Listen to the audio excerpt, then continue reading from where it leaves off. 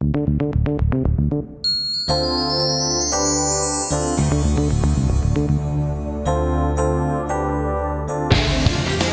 most beautiful section of the Trans Siberian Railroad travels from Irkutsk in Siberia to the massive Lake Baikal, home of the Buddhists. It takes in Ulan Ude as well as the border town of Nauschki and terminates at the Mongolian capital of Ulaanbataar. Varied landscapes and exotic towns turn this journey into a fascinating adventure.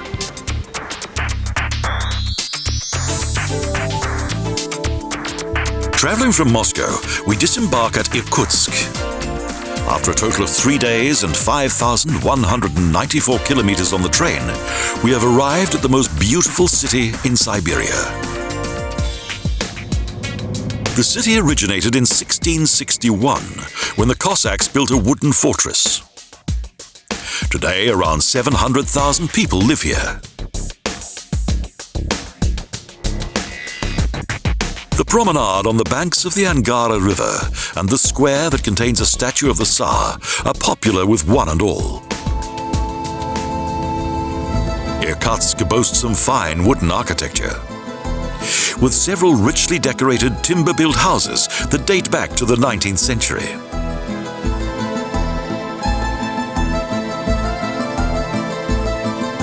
The wooden balconies are not wainscoted, but instead are decorated with various ornaments, with magic symbols to fend off evil spirits.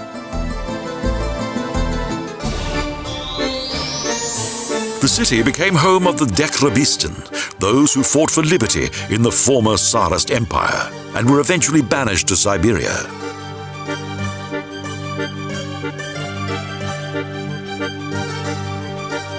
They introduced their own culture into the far-off wastes of Siberia.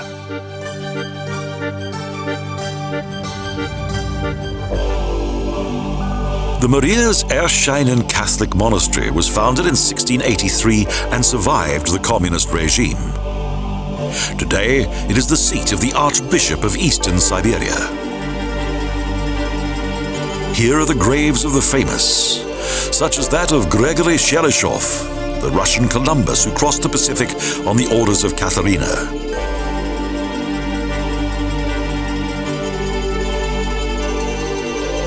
This is also the final resting place of Princess Katharina Trubetskaya, and also that of her 2 sons.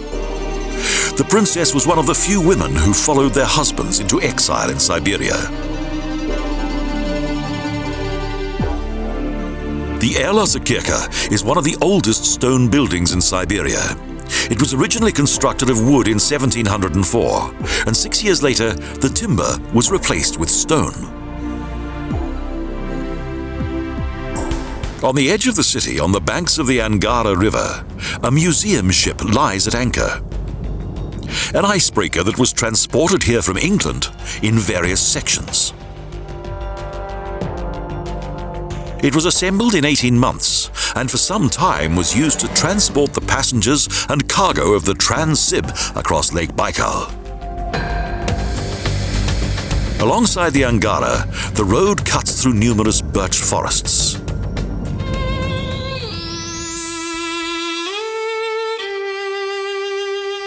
On this journey that leads to the source of the river, the museum village of Tulsi was built.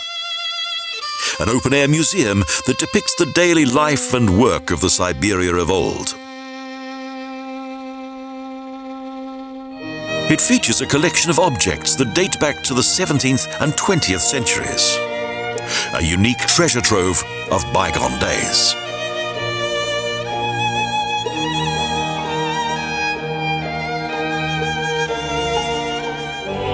A chapel that is adorned with icons is just one of the many timber-built architectural monuments that were brought here from eastern Siberia.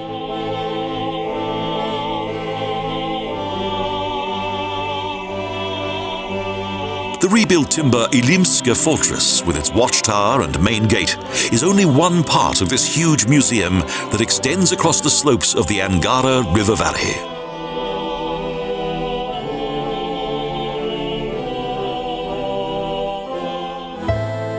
There's also a school and various villages that have been occupied since time immemorial by the Evekis, Tofes and the Buryatis.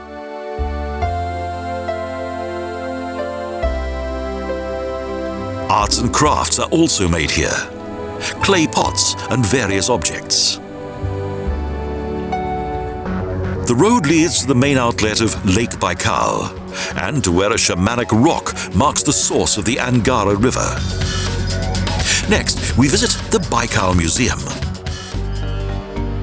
Large notice boards display much information about Lake Baikal, Russia's Holy Sea.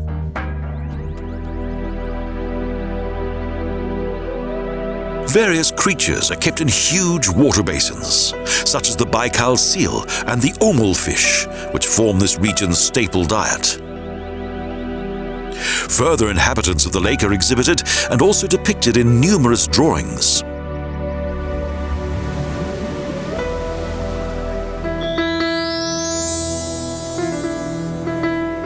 Beyond the museum is Lisvyanka, a Siberian health resort that is very popular with the inhabitants of Irkutsk, the Lake Baikal Riviera. Both smoked and dried fish hangs from every market stall, and also Russian dolls, small stone seals, wooden carvings, and Siberian headwear.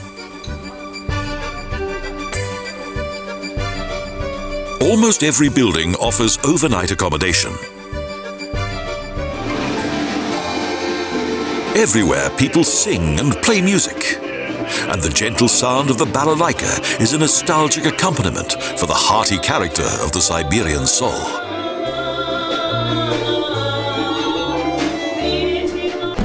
Outside the town's gates is a mooring for the ferry that is slowly approaching from the opposite bank. It's only here, at the outlet of the Angara River, that the lake can be crossed with ease. On the opposite bank is the terminal station of the Baikal Railroad.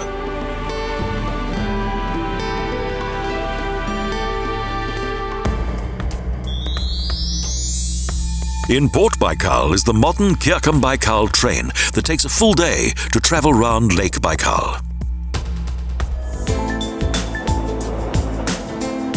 Our journey on this historic railway line now begins. It's one of the most difficult sections of the Trans Siberian Railroad that travels from Moscow to as far as Vladivostok.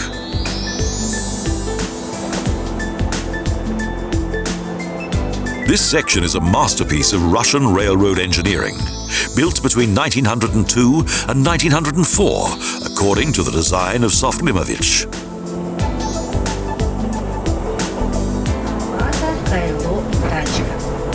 A technical triumph.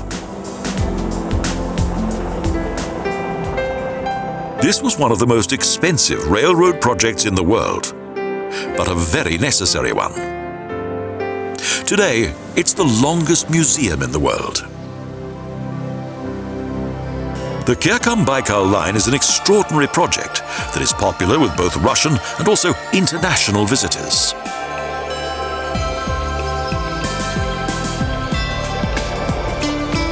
The combination of maximum technical output and fascinating scenic landscapes make this short journey an unforgettable adventure in the land of Holy Baikal.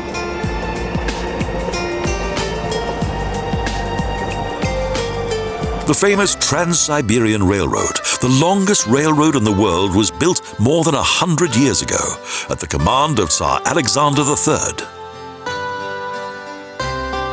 Originally, the large Siberian Railroad traveled from Moscow to Port Baikal and from Vladivostok to Misovia on the opposite bank of Lake Baikal.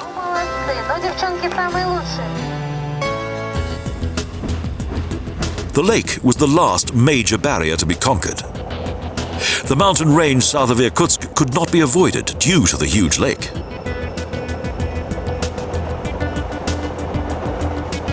Thus, following a previous scheme in America, it was decided to cross the largest lake in Russia by ship.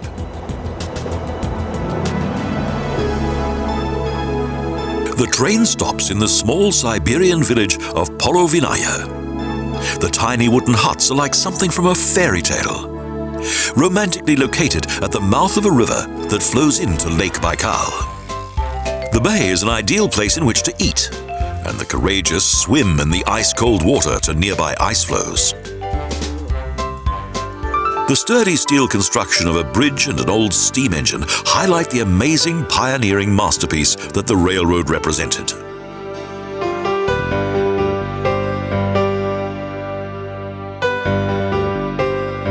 The slow journey continues on what is today a single line.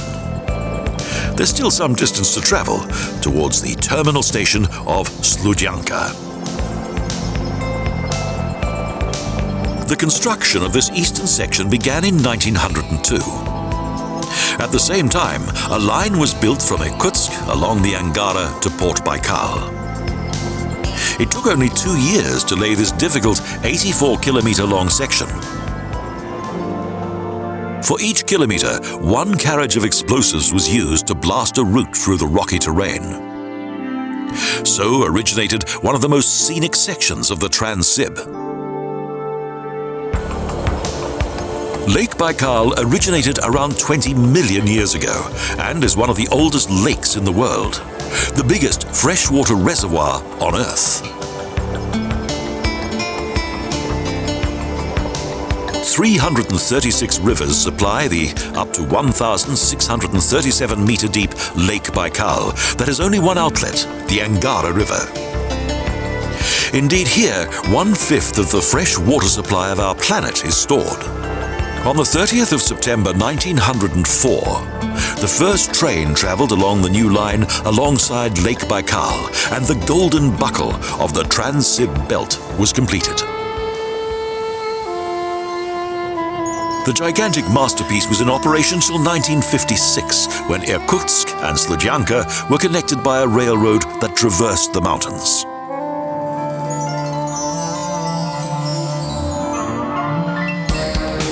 Next, we continue our journey on the normal section of the Trans Sib, and during the night we travel a long distance across the Russian part republic of Buryatia and its capital of Ulan Ude.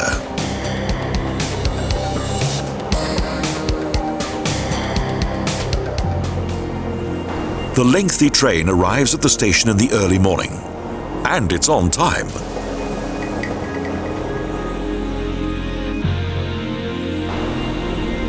During each stop, the brakes and wheels are checked, and in the larger stations, both the engine and driver are replaced.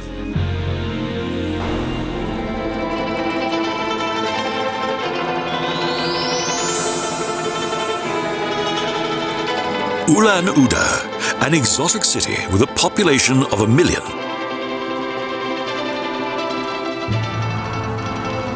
For the first time, we get a feeling of being in Asia. However, the largest head of Lenin in the world emphasizes the region's association with Mother Russia.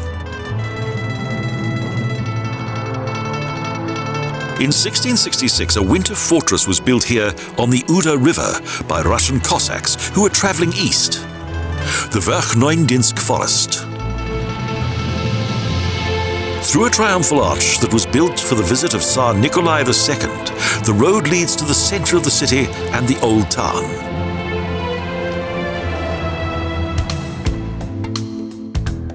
Past the Burjatian National Opera, an impressive building that unites European, Oriental and Far Eastern elements.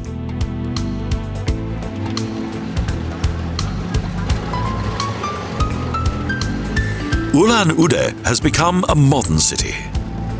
On the 10th of July 1878, a savage fire destroyed more than half of it.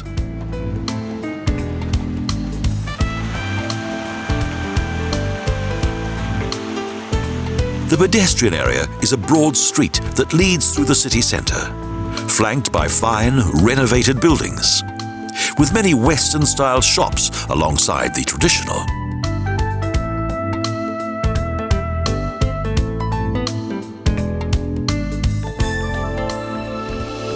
Finally, the street terminates on the banks of the Uda and the grandmother Hodikatraya Cathedral, one of the most beautiful Baroque churches in eastern Siberia. This vibrant city contains around 100 nationalities and tribes. proximity of this city to Mongolia is obvious. On one of the city's hills are some large yurts, circular tents that are typical of Mongolia. They serve as tourist restaurants and places of entertainment. The music and song shows off their Mongolian roots.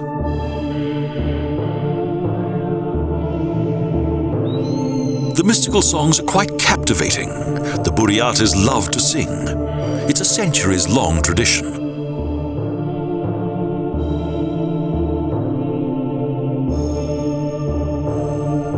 A visit to this region's most popular site is a must.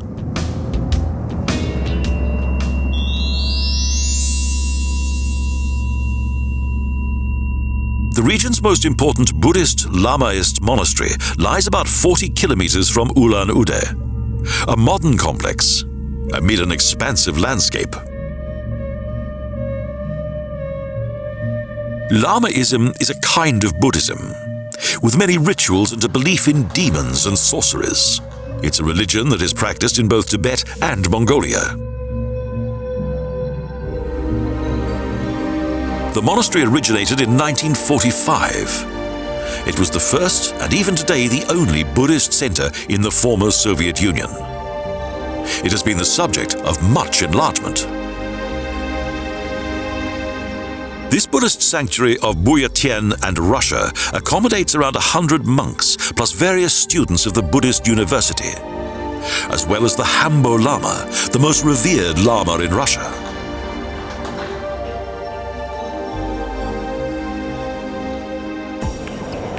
The journey on the Trans Sib continues along a section on which 1,000 trains constantly make their way and cover huge distances.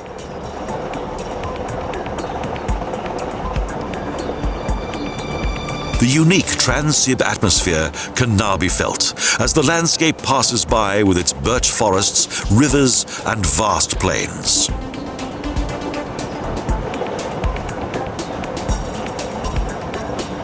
Several villages and small towns pass by, while the guides of various tour groups hand out provisions. Traveling makes one hungry. The railroads of many industrial countries were completed 100 years or more ago.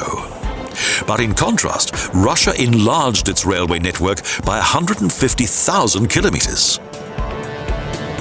Occasionally, the train stops in the middle of nowhere due to routine repairs and maintenance of the line.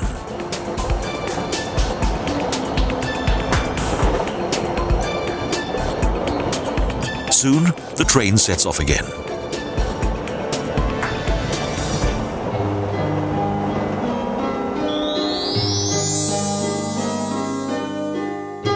Railroad kilometer 5,902 from Ulan Ude on the Trans-Mongolian route is reached, and next the frontier station of Nauschki. A small park behind the station is a bleak-looking place. It's a remote area.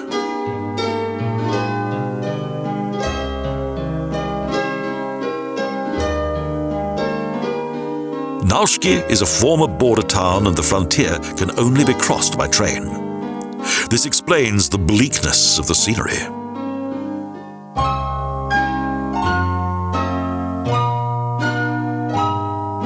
Small wooden houses and modest shops, sandy streets, and simple horse carts dominate the village.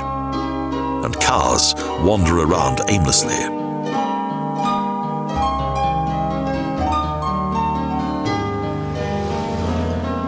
Meanwhile, both the engine and drivers have again been replaced.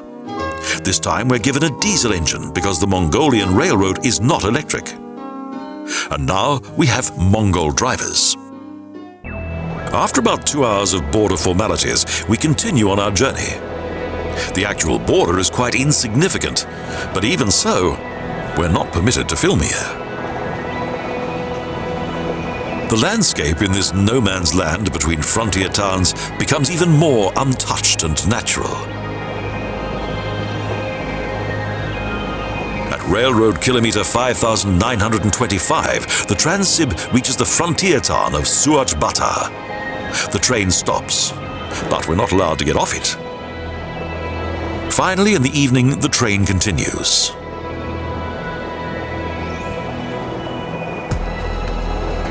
In the early morning when the sun rises, we awake in Mongolia. The scenic Mongolian mountain savanna passes by.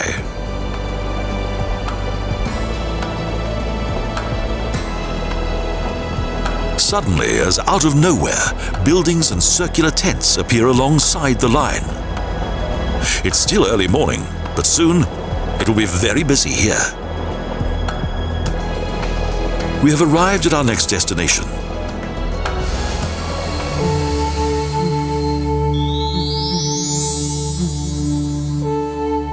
Ulaanbataar. The station is still very quiet. Under the severe stare of the female train guards, passengers leave the train and the luggage is unloaded.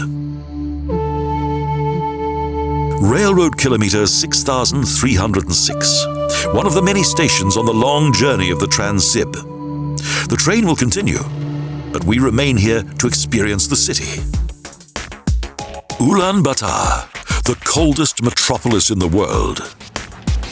Former home of Genghis Khan. We pay a short visit to the Chojin Lama temple that is now a museum. This was once the seat of the Chojin Lama, who was responsible for the state oracle. Unique in Buddhist temple architecture are the frightening masks and dramatic scenes that depict the hell fire that the faithful must suffer if they dare to leave the path of virtue. We visit the Ganden Monastery, the biggest Lamaist monastery in Mongolia that was built in the 19th century.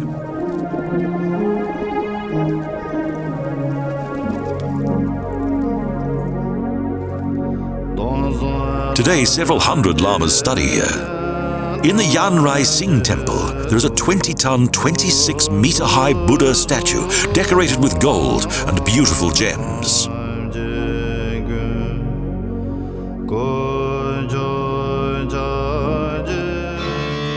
The winter palace of the last Mongolian monarch, now the Bogd Khan Museum, looks calm and peaceful.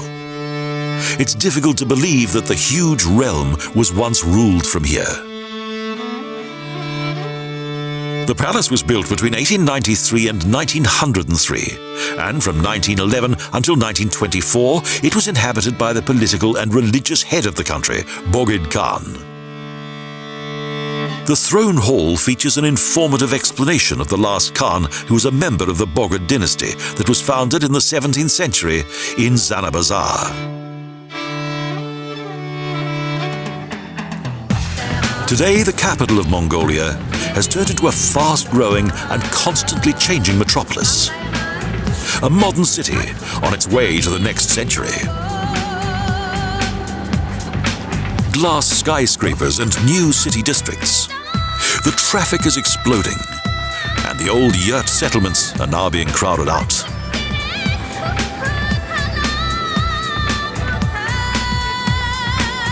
In 1778, this place was chosen by the nomadic Mongols to be the capital of their realm. Circum-Baikal Square is the center of the city. For each Mongol, it means a lot to have a photograph taken in front of the huge Genghis Khan monument. Newlyweds and entire families, everyone wants to be photographed.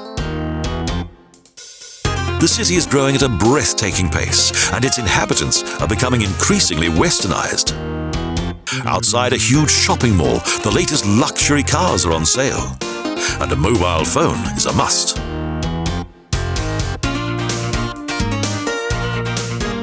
Ulaanbataar is an important stop on the Trans Sib, and it also features an open-air railway museum that's particularly interesting.